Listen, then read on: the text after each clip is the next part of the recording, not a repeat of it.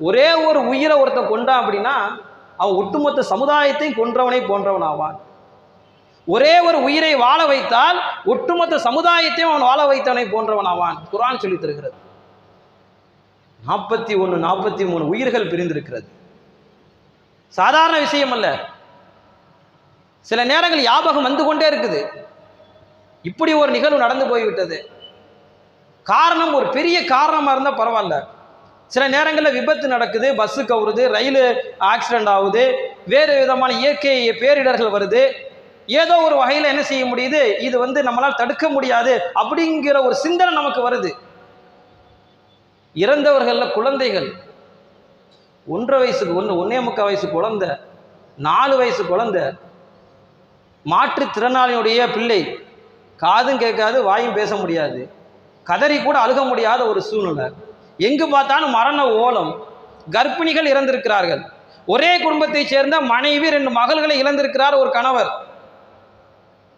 அந்த குழந்தை எப்படி இறந்து போச்சு தெரியுமா? அந்த 4 வயசு குழந்தை, இந்த 1.5 வயசு குழந்தை மரத்தில் ஏறி மரக்கிளையில நின்று அவருடைய தலைவரோடு செல்ஃபி எடுப்பதற்காக ஏறி நிற்கும் பொழுது அந்த மரக்கிளைகள் உடைந்து அந்த குழந்தையின் மீது விழுந்திருக்கிறது.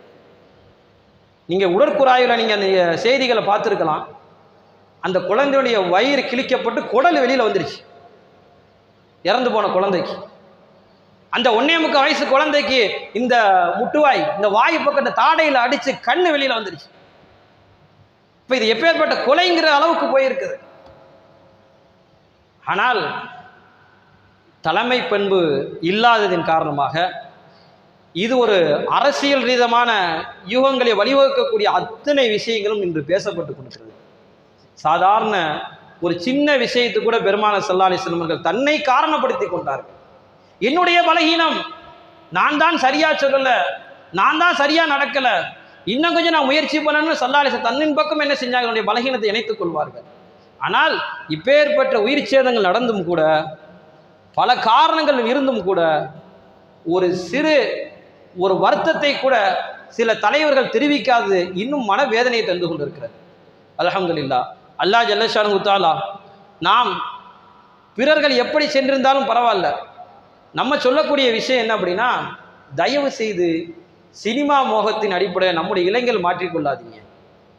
இன்னைக்கு சினிமா மோகம் என்ன செய்து இவ்வளவு தூரத்துக்கு இழப்பை ஏற்படுத்தி கொண்டிருக்கிறது. நம்முடைய இளைஞர்கள் பாதுகாக்கப்படணும்.